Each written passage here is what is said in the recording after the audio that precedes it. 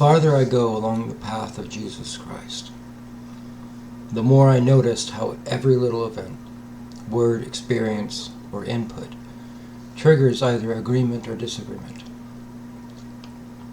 The news is particularly bad about this, but our society in general pushes us to form and pronounce a judgment of right or wrong, good or bad on anything, no matter how trivial. Our society as we know it is geared to exacerbate our common human malfunction. What would it look like if we actually passed no judgments on anything or anyone? What would it look like if we never placed opinion over compassion? If we just accepted things as they came, neither adding to nor subtracting from them? And having compassion for the people involved, whether they were perceived as causing harm or being harmed. It's hard work to look at a thing, see it for what it truly is, a thing, an event, a situation, a person, and not pass judgment on it. It goes against the hardwiring of the human brain. For me, it can cause a mild headache on occasion. The brain wants to determine if the thing should be clung to or pushed away, but in so doing, it frequently perpetuates more harm. It is easy for me to see Vladimir Putin, for example, as an evil man. It's a judgment my brain comes to readily. In reality, he is a man, like every other, doing what he thinks is best for himself and his country. But his country is not the modern Russian Republic of the 21st century. He is a man raised, educated, and indoctrinated under the old Soviet Union with its ideals, prejudices, fears, and goals. And he is a man who believed, and apparently continues to believe, in them all. Someone made the remark once that the fall of the Soviet Union was a very personal blow to Mr. Putin, and one he's never been able to move beyond. It is easy for me to pass judgment on fellow Americans who wish to return to the days of the mid-20th century. These days were comfortable for them, but not for everyone who lived during them. But who doesn't want to return to the time when they felt most at peace and secure? It's easy for me to pass judgment on the terrorist, but from his perspective, he is fighting for a cause greater than himself. As someone pointed out, technically the rebels in Star Wars were, in fact, terrorists against the legal galactic government. It is a matter of perspective. It is easy for me to call someone stupid in my head for something that they do that I don't agree with, and to create a whole fantasy arguments which will never be played out in reality. It's not so easy to look deeply and see why that person has done this thing I have disagreed with. Jesus taught, "Judge not, lest ye be judged. Condemn not, lest ye be condemned. Forgive, and you will be forgiven." The practice of non-judgment goes deep into what he taught. It's the practice of seeing the person or situation without declaring it or them to be good or bad, right or wrong, and to see without prejudice, without opinion, and with compassion for all parties. As much as possible, it is the practice of seeing through the other person's eyes and understanding why they do what they do. It strikes at the very heart, the very root of the human malfunction. As for me, my practice to this end feels slow going. I get triggered every time I look at the news. A lot of the time, I want to shout at the computer screen or TV, "Have you lost your minds?" And I certainly think as much in my head. It can be good exercise in non-judgment, but it can also set me up for failure. Of course, failure too can be learned from and transformed.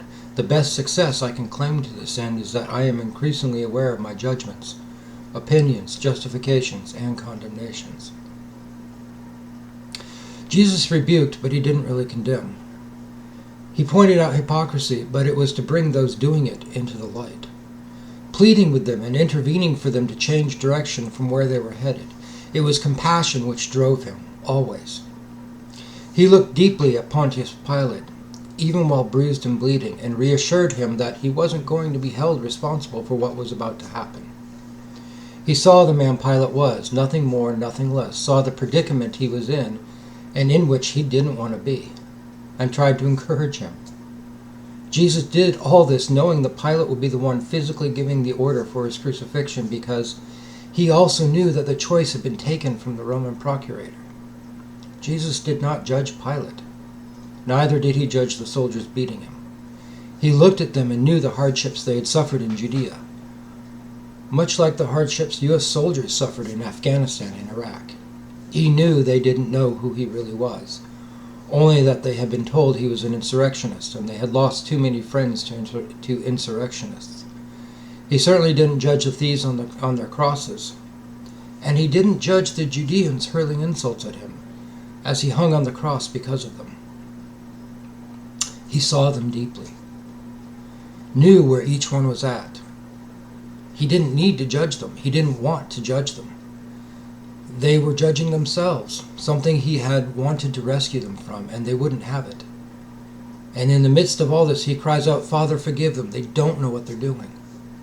No judgment, even as they are brutally murdering him and enjoying it. Non-judgment is a core practice of discipleship to Jesus Christ. It's also something which many churches deride and teach the opposite of. Judging everything and everyone, whether they follow this standard or that, whether they use the right doctrine, the right translation, the right lifestyle.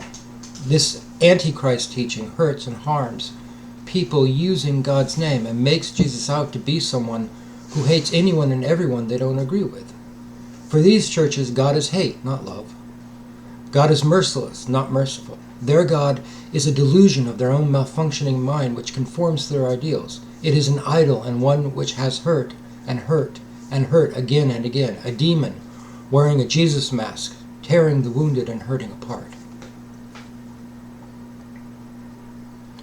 The living God does not himself judge, but shows the soul its own actions through the eyes of those with whom it has interacted, and then lets that soul judge or not. The living God trains, corrects, forgives, lets go, and encourages us to keep growing and moving forward. The living God sees all of us through our own eyes and understands why we do what we do. He teaches us to help and not harm, to love and not hate, to empathize and not condemn. And so I continue being aware of my own judgments and when I am making one.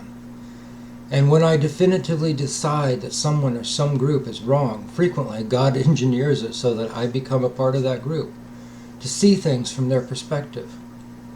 This is a kindness on his part towards me and a part of my training. I didn't understand it at first, but I am coming to. I started off judging every religion and denomination the group I was a part of didn't like, mostly because I was implicitly, if not explicitly, taught to. And then God would have me either become a part of that religion or denomination, or interact with them positively in some way. He taught me to see things from their perspective, and in so doing, deepened my understanding and relationship with him. Don't judge, because in so doing, you only judge yourself and no one else. My own life experiences have been a rocky roller coaster at best. When I was 4, I lied and told the girl's parents that she had said a swear word, and consequently got her spanked because she had made a friend of mine cry. At 6, I chased my sister around with a nail file like it was a knife. At the age of 10 or so, I held my special education teacher up against the wall by her throat. As a child, I could be violent and could occasionally nearly strangle to death a peer who had frustrated or angered me. As a teenager and young adult, I became very involved in my church and later went to Bible school. I pounded on the doctrines and rules of my religion and drove away and hurt a lot of hurting people. As an adult, I couldn't keep a job on average for more than a year or two, and most of them were for far less time. I moved my family from state to state and even into Canada for a time, either looking for work or trying to finish my schooling so I could find a more stable position. As a result, my children never really had a stationary home environment for very long. I changed churches and denominations several times, trying to be part of the true church or faith, or at least trying to find it. I packed my family into an RV at one point with $3.12 in my pocket and set off from Arizona across the U.S., believing that this is what God wanted us to do, effectively making my family homeless for a year and a half, and relying on him to provide, almost a year of which was spent squatting on my uncle's land in Arkansas after the RV broke down and we couldn't repair it. After that, I brought my family to California, where we spent 7 years in a bedroom in my mother's house, making the most money we had ever made in the best jobs we had ever had, and still unable to make it on our own. It's true. At that point, my wife and I were making about close to $45,000 a year. But because of the cost of housing in California, we couldn't move out. It's hard to do that when an apartment that would be the right size for my family was going for $2,000 a month. I did the best I could, I say honestly, and that is true. For who I was and the way I thought at the time, I was trying to make the best choices I could. Well, it wasn't good enough, a voice might respond, either in my head or from someone observing the situation. Wasn't good enough compared to whom? I have to ask as I reflect on this exchange. Who else has found themselves in my exact situation, with my biology, neurology, and exact life experiences, compared to another man who was born with mild to moderate Asperger's, whose father left at 5 years old, who developed an attachment disorder from living with his two clinically narcissistic and emotionally abusive mentally ill sisters, whose first religious training was in a politically conservative, non-denominational evangelical church and Bible school. Seriously, compared to whom was it not good enough? Every human being is unique. Every human being has a unique biology, neurology, and set of life experiences. Every human being has a unique set of programming which dictates what they see as right and wrong. And that programming drives every human being to do what they understand to be the best thing to do for themselves in any given decision point, in any given moment. Every human being is literally trying to do the best they can with the cards they've been dealt, without exception. But what about, fill in the end of the sentence, the best any human being can do almost always inadvertently causes some kind of harm somewhere. It's never intentional, it's never truly desired, but it happens as we continue to believe that what we're doing in the moment is the right thing to do, even if it hurts someone. Because we ourselves are enslaved to our own sense of what is right and what is wrong, which of course is the fundamental malfunction in human beings. You can't ask a human being to do anything more than the best they can do for themselves or others. But the best one person can do may look very different, even opposed to the best another person can do. Jesus taught, don't judge so that you won't be judged. Non-judgment is one of Jesus' fundamental teachings, and is born from his teachings and commands to love one another as ourselves. When we love the other person as ourselves, we recognize that they're doing the best they can, just as much as we are, and were we dealt the same cards they were, there's a strong possibility we would have chosen the exact same route they have. I tell you part of my story, not because I want you to feel sorry for myself, but I use it as an example. Some might consider it an extreme example, but I use it as an example of what I'm talking about. I literally did the best I could with my life under the circumstances that I was given. I'm still trying to do the best I can with it. My understanding of what that means has changed over the years, and so have I. Consequently, my best has also changed, and will continue to change as I do. That is true of everyone. It can be rightfully said that we are never the same person twice. Who I am now is not who I was at 20 years old. Who I was at 20 years old was not who I was at 10. Physically even, we're very different people, even though technically I'm the same person. But I think very differently now than I did when I was 20. And when I was 20, I thought very differently than when I was 10.